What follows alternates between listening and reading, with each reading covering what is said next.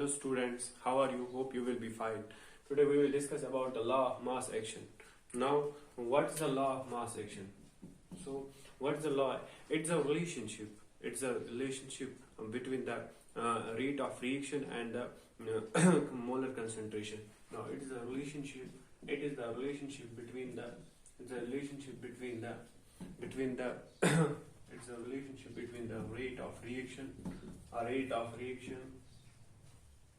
Now, ये क्या है? It's a rate relationship between the rate of reaction and the molar concentration and the molar concentration and the molar concentration of reacting species. Now, what's the law of mass action? Now, it's a relationship between the rate of reaction and the molar concentration of the reacting species. Now, this law was given by the Goldberg and Weig. Now, this law was given by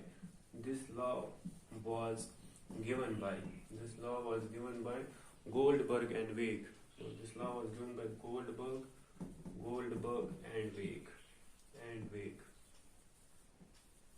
Now, this law was given by Goldberg and Weig. Now, what's the law of mass action? It's a relationship between the rate of reaction and the molar concentration of the reacting species. Now, this law was given by the Goldberg and Weig. Now, if we will know about what is the statement, what's the full statement of this law. Now, we will discuss about the statement of that law, rate law of mass action. So, now, what's the statement? Now, according to this law, अगर हम इसकी बात statement की बात करेंगे ना तो ये लॉ हमें क्या बोलता है कि एट ए गिवन टेम्परेचर, अगर हम क्या लेंगे एट ए गिवन टेम्परेचर, कोई भी गिवन टेम्परेचर में लेंगे एट ए गिवन टेम्परेचर, ठीक है ना, द रेट ऑफ रिएक्शन, जो भी रेट ऑफ रिएक्शन होगी, द रेट ऑफ रिएक्शन, जो भी रेट ऑफ क्या होगी रिएक्शन, वो क्या होती है रेट ऑफ रिएक्शन, वो होती है डायरेक्टली प्रोपोर्शनल, ठीक है ना, to the product of the molar concentration, to the product of molar concentration, ठीक है ना, each raised power to their stoichiometric coefficient means each raised to power is raised to power to their stoichiometric coefficient.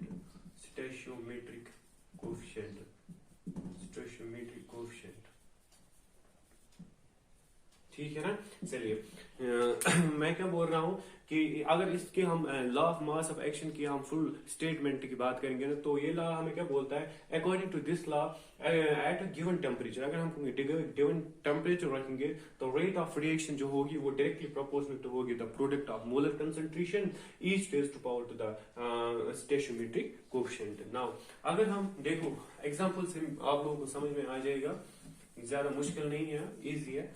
Now अगर अब मैं example लूंगा, suppose if A plus B, ये किस में कन्वर्ट हो रहे हैं प्रोडक्ट्स में, ठीक है ना, हमें क्या, हमने पहले ही बोला it's a molar concentration of the reacting species. चलो हम रिएक्टेंट्स की बात करेंगे, प्रोडक्ट्स को छोड़ दीजिए, हम इसकी क्या, अगर हमें इसका रेट निकालना है, रेट, लेकिन इन अकॉर्डेंस टू किस में निकालेंगे, mass action, in according to the law of mass action में इसकी रेट निकाल, जैसे हमने पहले ही टॉपिक में पढ़ा था कि हम रेट निकालते हैं average rate in terms of average, in terms of instantaneous rate. इसी तरीके से इस जो हमारी हाइपोथेटिकल रिएक्शन है, इसकी अगर हमें रेट निकालनी है, rate of reaction, but in according to the law of mass action, तो हम कैसे इसकी रेट निकाल सकते हैं, ठीक है ना. तो देखो आप इधर सब कि हम ऐसे देखो, मैं ऐसे लिखूंगा सपोज, क्योंकि हमें पता है रेट कैसे लिखेंगे, रेट इक्वल टू ये बनेगा P, ठीक है ना, तो molar concentration of the A, molar concentration of the B means rate of reaction is directly proportional to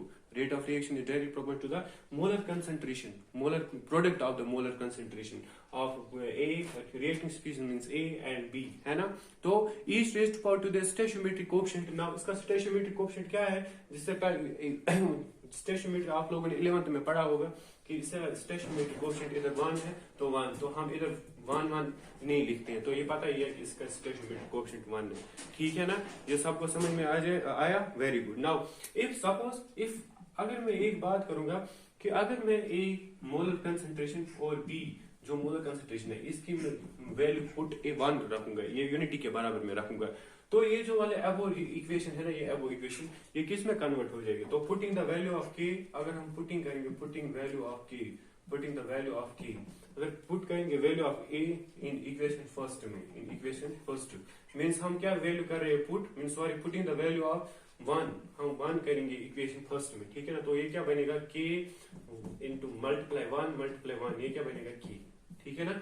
तो यहाँ पे ये के निकल के आया, this K it is known as the rate constant, this is known as the rate constant, इसको हम बोलते हैं रेट कांस्टेंट, ठीक है ना। यहाँ बोलते हैं हम इसको वेलोसिटी कांस्टेंट, या दूसरा नाम बोल सकते हैं वेलोसिटी कांस्टेंट।